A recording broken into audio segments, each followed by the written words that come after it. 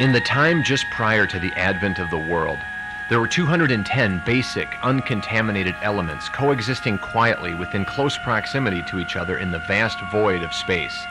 There was no reaction or mingling between the atoms of particular elements at that time. However, there was a 211th element, the most precious and rare of them all. That element, Zobinium, was alternately gaseous and metallic and had one very unique property. It contained mental energy and consciousness. One important characteristic of Zobinium was that it was extremely reactive and tended to migrate towards reaction.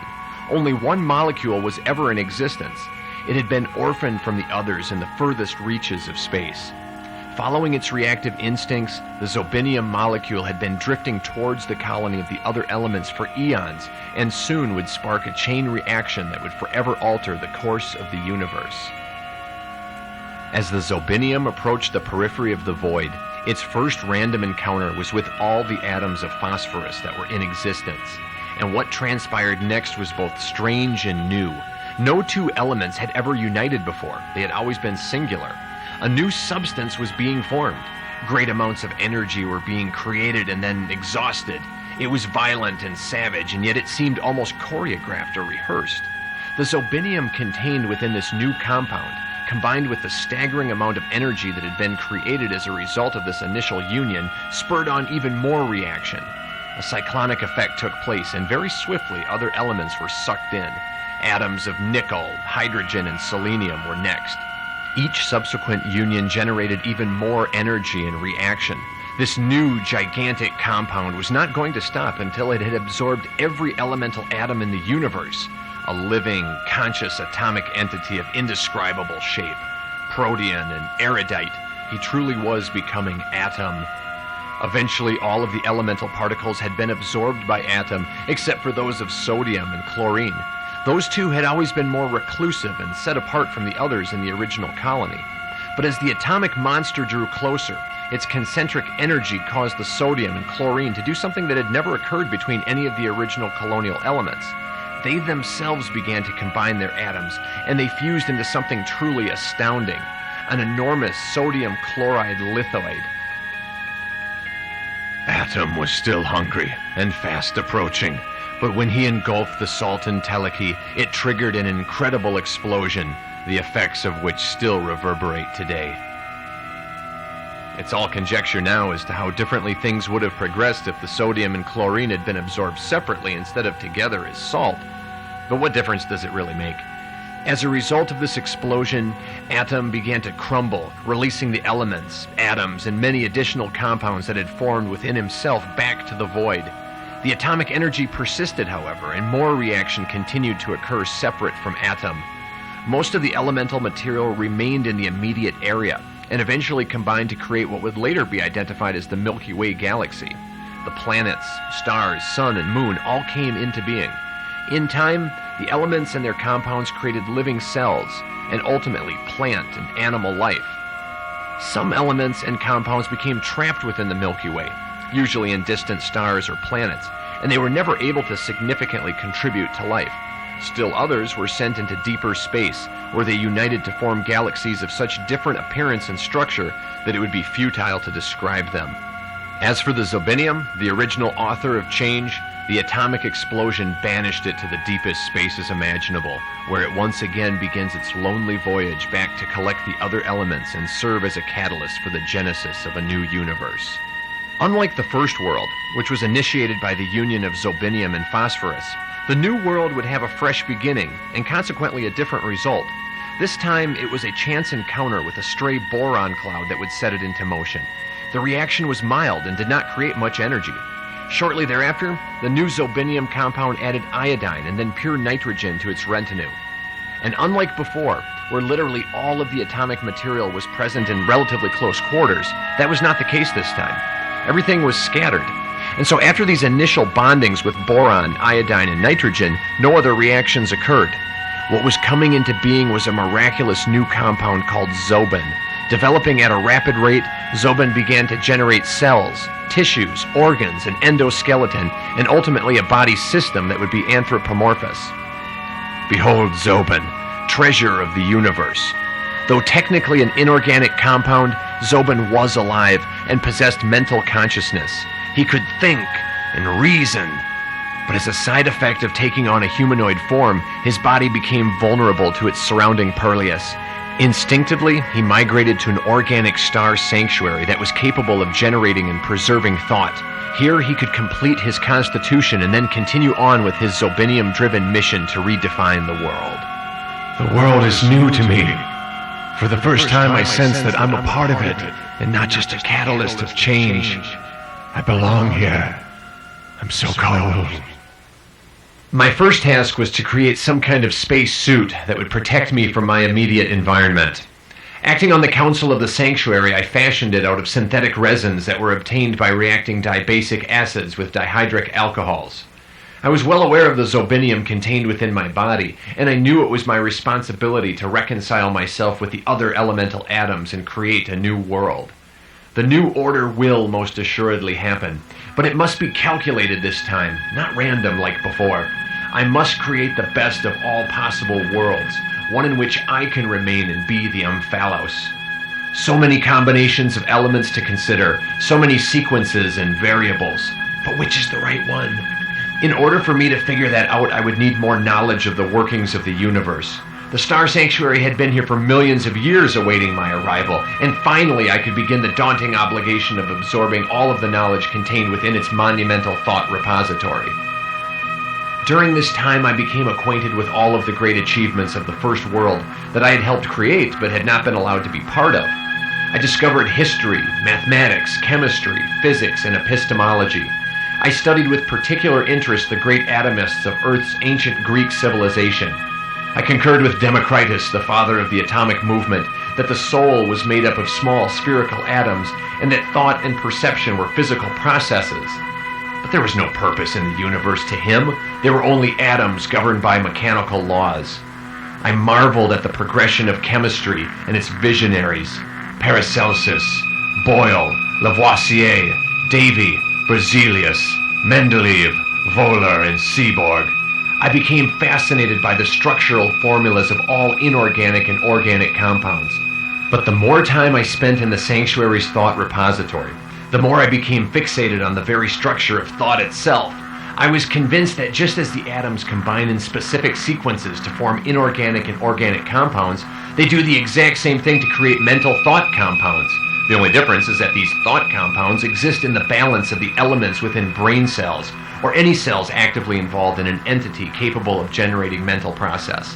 And as such, these compounds could be expressed in structural formulas and could very much include certain variables or catalysts. These are not the same catalysts of normal chemistry, for example, heat or enzymes, but rather would include memory capacity, clarity of the senses, emotion, or physical pain. There would be billions of structural formulas for thought. Necessarily, a specific thought is reflected by an exact formula. Once identified, taking into account all the variables, thoughts could be recreated exactly. The precision of communication between beings would be astonishing. Imbeciles could be made into recreational geniuses. New thoughts could be generated by introducing elements that are not normally associated with cognition. For example, cobalt, gold, or fluorine could be injected directly into brain cells. Thought itself could be controlled and enforced on others. But at any rate, I decided that in order for me to know what would yield the best of all possible worlds, I should experience every thought possible. I would document them with structural formulas and then study them unremittingly. As an elemental empath, I literally could create all structural thought combinations within my own mind without even having those elements present. I will literally become thought itself. After poring over my data, I concluded that the perfect world would be born out of a union of Zobin with NaCl, a sodium chloride compound containing mental energy. Our union of 6 basic elements would circumvent the others. We will create our utopia by destroying this universe. It will be a salt world, a living, conscious, saline place. The great salt sun. The Zobinalien will be its crowning jewel. I would scour the ends of the world in search of NaCl. But where would I find it? In order for me to propel myself through the universe to find him, I would need some sort of transportation. And so I began the grueling and yet enjoyable task of designing and building my own aircraft using the elemental materials that were available to me on the Star Sanctuary. The frame of my ship was constructed out of panels made of antimony, fortified with a sodium alloy. I used xenon, the noblest of all gases, to help sustain the life support systems. I built an atomic fission engine that was fueled by uranium and was capable of generating over 100 million electron volts of energy. My elemental brothers were not only coursing through my veins and mind, they were now quite literally propelling me through the universe.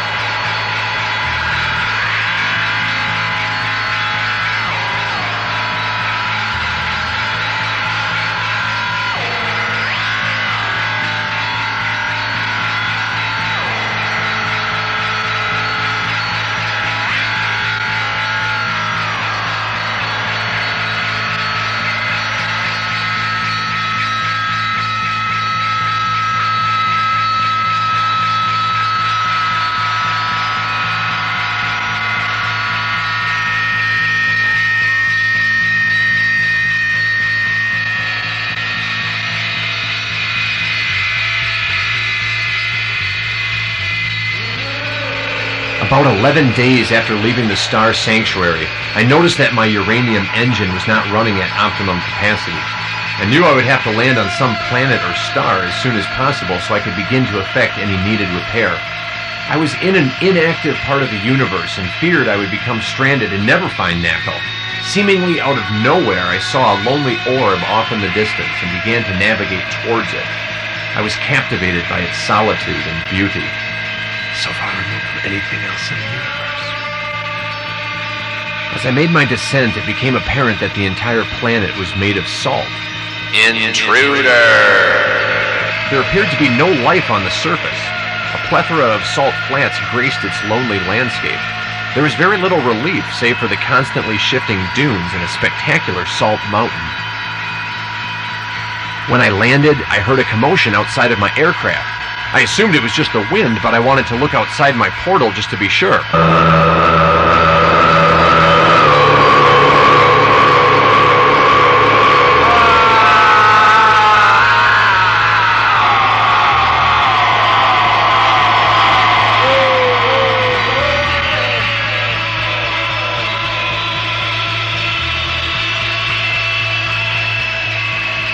I was taken to a holding chamber and informed that I would be given 2 days to adjust to the conditions of the mines before I would then have to go to work.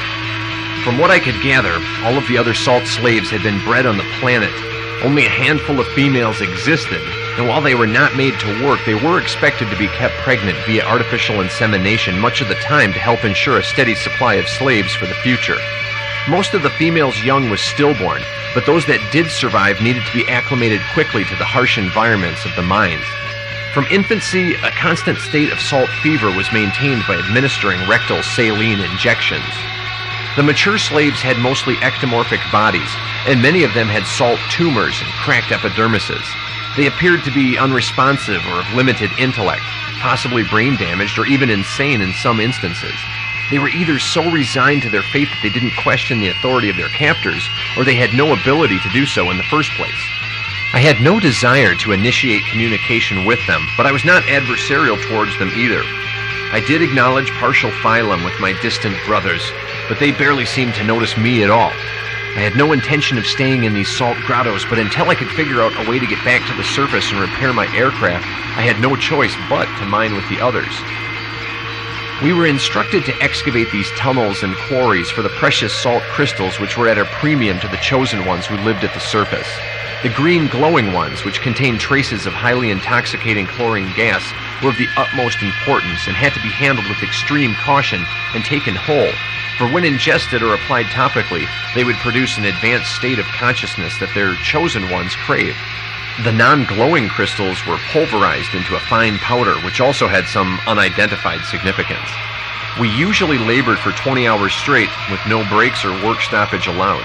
After our shifts, we were led to the somniferous chambers where we could rest, sleep, or reflect for 4 hours. Sometimes the other slaves would huddle together and adore their god. At the appropriate time, we were roused from our slumbers and led to a troughing area. Before being led back to the mines, we were given brine that had been drawn from the Great Salt River that flowed in some secret artery in the interior of the planet. We were given salt bars to eat that had been fortified with only the most basic traces of nutrients like iron and calcium. If the females were in estrus, the slaves would be culled of their saline sperm by deploying methods that I'm reluctant to describe. Our captors were unconcerned about the effects that the prolonged exposure to the salt ore and the high salt diet was causing us. As an occasional concession, slaves that were dropping off in production were given salt glows, which entailed rubbing their entire bodies with moist salt for stimulation. In some instances, they were given Rochelle salts, a potassium-sodium tartrate concoction that was used as a saline cathartic. It was also used in making the mirrors which hung in our captors' chambers. Slaves that were allowed to habituate themselves gradually to the harsh mining conditions usually fared better than the ones who were pressed into service. Those poor souls usually died due to salt intoxication, hypernatremia, or hypertension within weeks of arrival at the mines. Because of my unique genetic makeup, I was not in any immediate danger.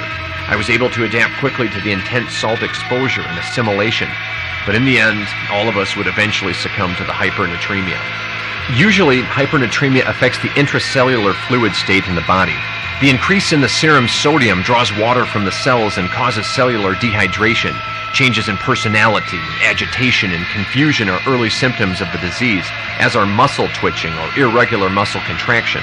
Eventually, seizures, a decreased level of consciousness, and death can occur. As the hypernatremia advances, skeletal muscle weakness develops. The heart muscles will have diminished contractions, and heart failure is inevitable. In some instances, dry, sticky mucous membranes will result. Flushed skin and intense thirst can be expected, but the most unfortunate symptom of them all is the oliguria, which is the inability of the body to excrete salt through urination, which not only creates great discomfort, but leads to rising osmotic pressure and inevitable respiratory arrest. Even with all of my genetic advantages and immunities, I too began to exhibit early stages of hypernatremia within 11 weeks of my arrival at the salt mines. Of all the symptoms that plagued me, the most distressing was the diminishing of my mental consciousness. At times, even remedial thought was becoming challenging and difficult for me, yet at other times, my ability to process information or thought at all was becoming seriously compromised. I feared I was becoming brain damaged, just like the others. Soon, even I would be paying tribute to their god. It was clear that I would have to accelerate my plan to escape from the mines and retrieve my ship at the surface. In the meantime, I had to concentrate on preserving my mental agility and conscious energy. While at work, I would recall the staggering amount of information that I'd absorbed while on the Star Sanctuary. And while my retention of physics, chemistry, mathematics, and philosophy was waning, it was still enough to keep me relatively rational. During the Morpheus interval, I began to set out and explore the restricted tunnels, ostensibly to search for a possible escape route to the surface, but to also provide my mind with new imagery and therefore new thought in an attempt to keep me alert and lucid. My captors knew that I was different from the others and always kept a watchful eye on me. They had special guards that would patrol the tunnels, but they were easily fooled and I was able to avoid detection for some time. One night, I discovered a hidden passage which ultimately led me to an amazing place. Impressive salt pillars, temples, and structures led me to believe that I was amidst the ruins of an old city. I was so anxious to learn more about this place that I began to rummage through the ruins. By pure happenstance, I stumbled upon an old data storage and retrieval system. I dug around a little more and unearthed a data storage disk. Our history is tragic and regrettable. We were once a benevolent people, and our planet, though not a paradise, was relatively pleasant and suitable for our purposes. In those days of our history, our planet was called Chloros, which meant green. We mined and excavated the chlorine gas resources that were once in abundance here. The chlorine was then distributed to other planets that were deficient in the article. Upon arrival at its final destinations, our exquisite chlorine was then blended with other elements and compounds to create the purest bleaches and chemicals and the finest salts that could be found anywhere in the universe. Because of the volatile nature of chlorine and the possibility for its use as an agent of mass destruction, we were always careful about who we did business with. Unfortunately, a small contingent of once trusted leaders on our planet became sympathetic to a radical organization that was intent on eradicating large quantities of life. These rebels were operating on a peaceful sodium-based planet called Natrium, which was the only other planet in our galaxy. These revolutionaries were experimenting with the concept of fluorine warfare and were curious to see how much destruction could be wrought when combining their fluorine with our particularly reactive strain of chlorine. They were willing to sacrifice their own planet and have it serve as a barometer to gauge the efficiency of further treachery. They secured a large quantity of chlorine and then set out on their annihilistic course.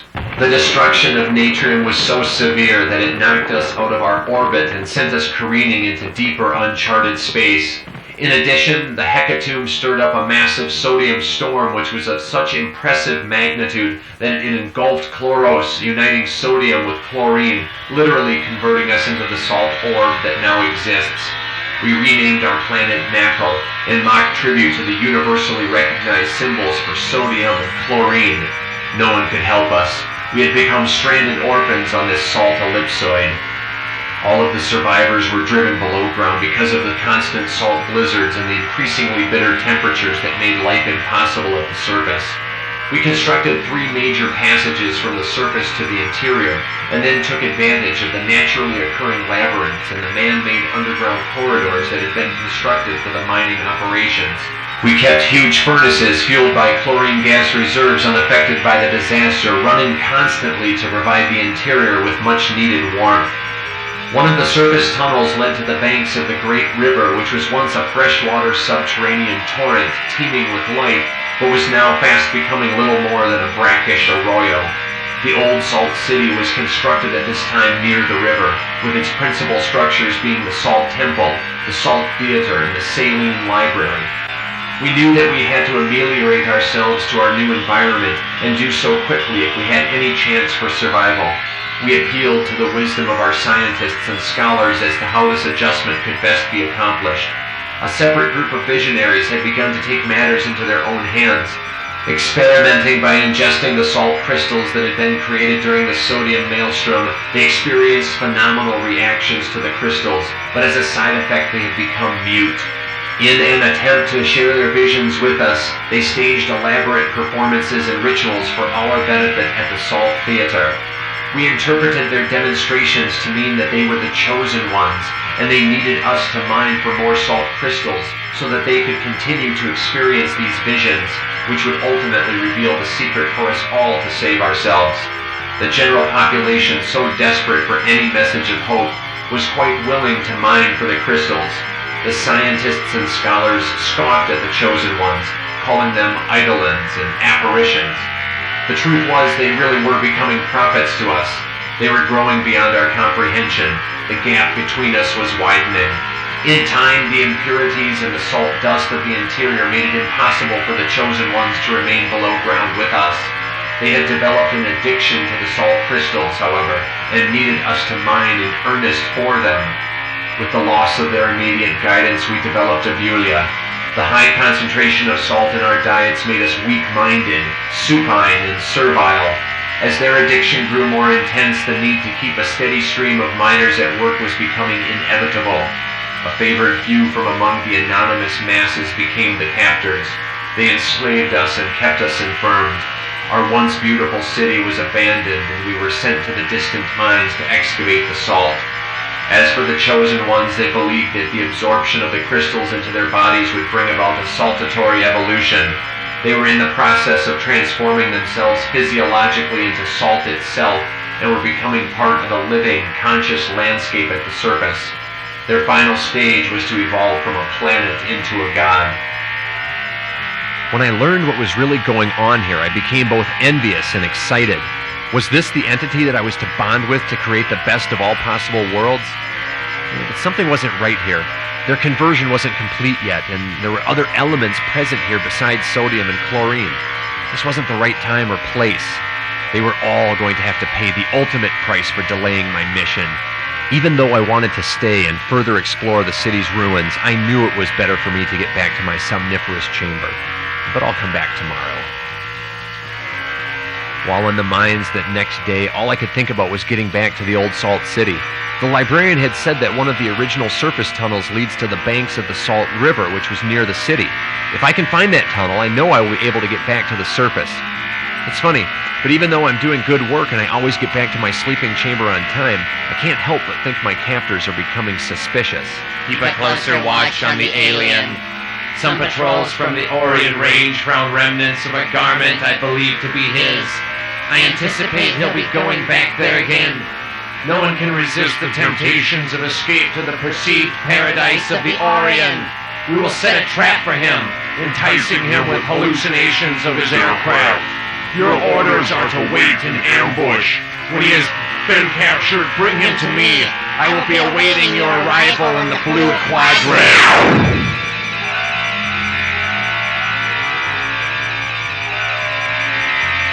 That night I set out for the old city in search of the Great Salt River.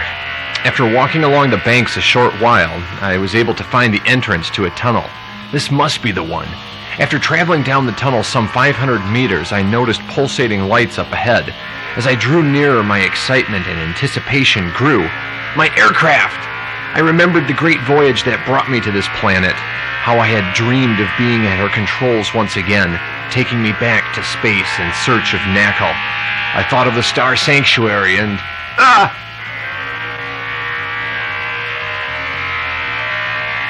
When I awoke, I found myself on some kind of surgeon's table. I had no idea what their intentions were. Doctor, are we going to lobotomize him and make him more like the other slaves and then return him to the mines? No, I have orders to do something more drastic. He is to be transformed into a robot and programmed with a mission to find a uterus so he can rebirth himself. He will then be launched off the planet and propelled into deeper space.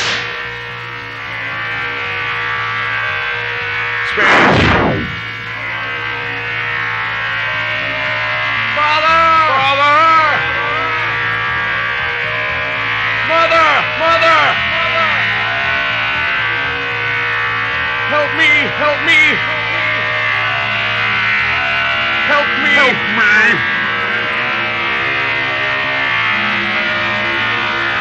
Help me! Help me! Me!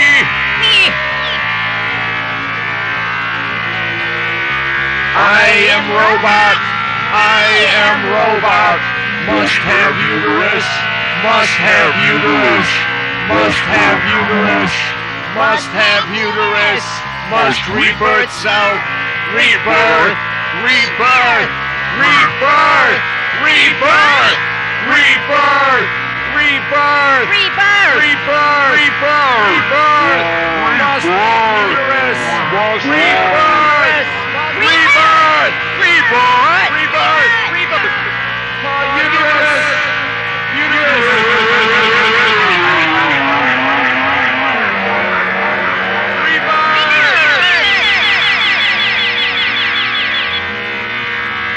Propel him from the planet.